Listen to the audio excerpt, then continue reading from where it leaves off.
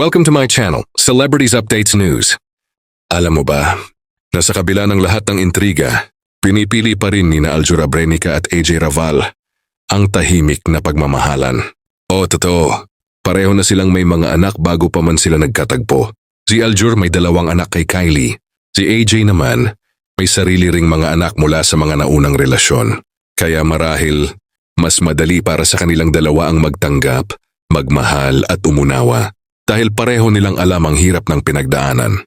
At pareho nilang alam ang halaga ng pangalawang pagkakataon.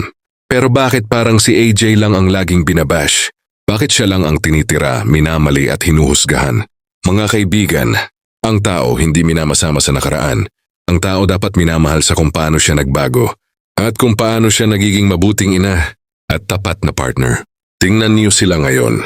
Tahimik, masaya, nagtutulungan. Walang issue, walang gulo.